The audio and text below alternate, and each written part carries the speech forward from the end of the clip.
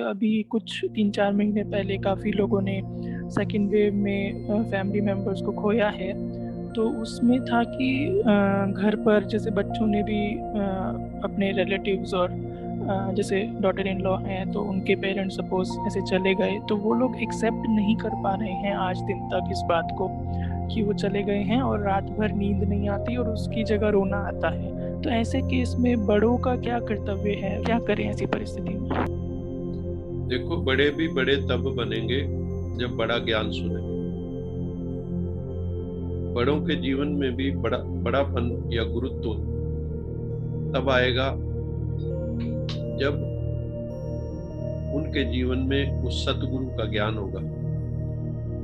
केवल समझाने से ये बातें समझ में आने वाली नहीं है। इतना आसान होता तो 18 अध्याय गीता के बोलने नहीं पड़ते, इतने वेद शास्त्र उपनिषद ग्रंथ लिखने नहीं पड़ते, भगवान को 80-90 साल से ये ज्ञान सुनाना नहीं पड़ता।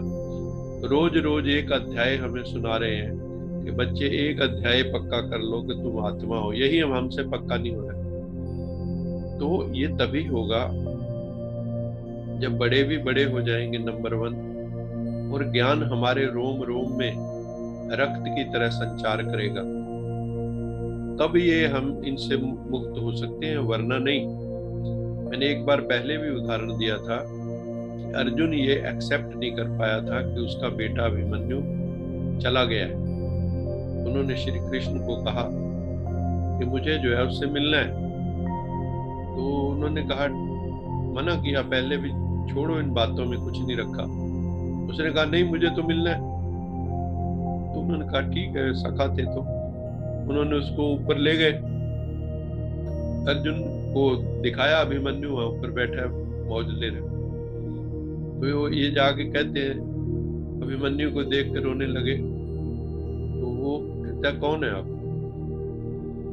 अरे ऐसे तो हम पता नहीं कितनी बार मिल चुके हैं, कभी मैं तुम्हारा बाप, कभी तुम मेरे बाप, कभी तुम्हें, इतने रिश्तों में तेरे और मेरे अनेक जन्म हो चुके हैं, तू भूल चुका है, मैं नहीं भूला हूं। ये गीता में कहा। तो हम लोग एक्सेप्ट नहीं कर पाते, लेकिन ये ड्रामा की भावी है, जिसके जीवन में जितने दुख जिस कारण से आने हैं, क्यों आने हैं, ये कर्म का विधान है, कर्मों का, और बिल्कुल ये एक्यूरेट है।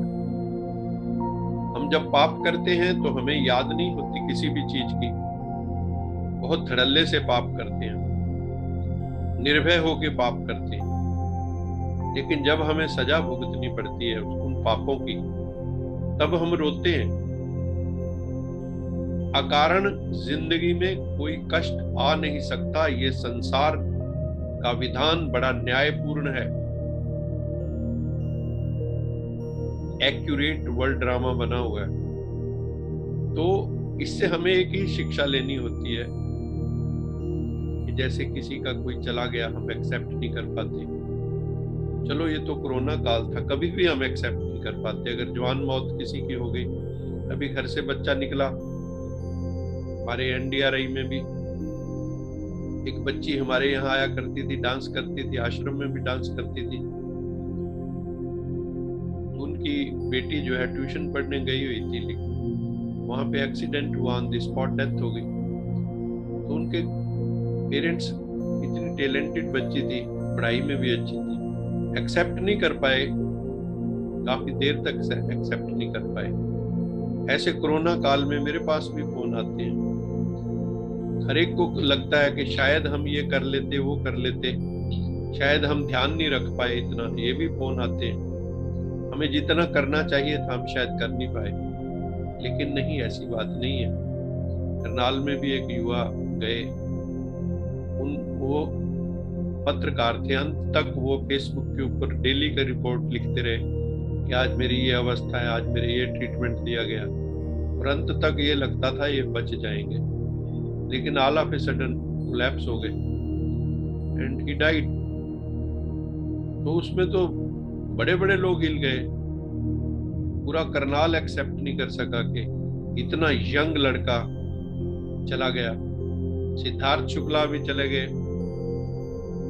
पूरा बॉलीवुड एक्सेप्ट नहीं कर पा रहा है, दुनिया एक्सेप्ट नहीं कर पा रही है।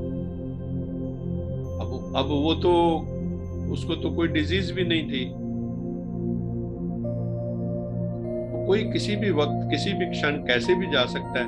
हम तो चलो, वो तो रोगग्रस्त थे, रोग के कारण गए, कई बिना रोग के जा रहे हैं, कोई हंसते हंसते बैठे बैठे चले जाते हैं।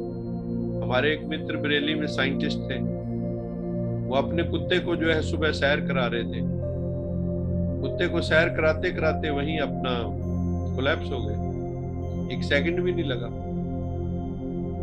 तो ये कहना बड़ा मुश्किल है, कौन कैसे जाएगा, एक्सेप्टेंस करना बड़ा मुश्किल है।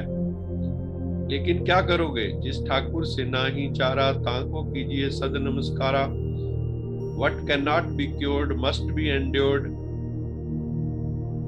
What cannot be cured, जिसका इलाज नहीं है आपको सहन करना होगा। या इसकी कोई विधि बताओ, विधि तो बाबा ने बताई है। बच्चे सोल कॉन्शियस, गॉड कॉन्शियस बनो और डिटैच हो जाओ, न्यारे प्यारे हो जाओ, साक्षी हो जाओ, कमल फूल समान हो जाओ। मेहनत करो ना, हो जाओगे। अब जो अज्ञान में है वो दुखी तो रहेंगे ही। ये दुख का कारण क्या है? अज्ञान। और सुख किससे आएगा? ज्ञान से, योग से। इसीलिए कहा गया है शास्त्रों में, अज्ञान ही बंधन का कारण है और ज्ञान ही मोक्ष देता है।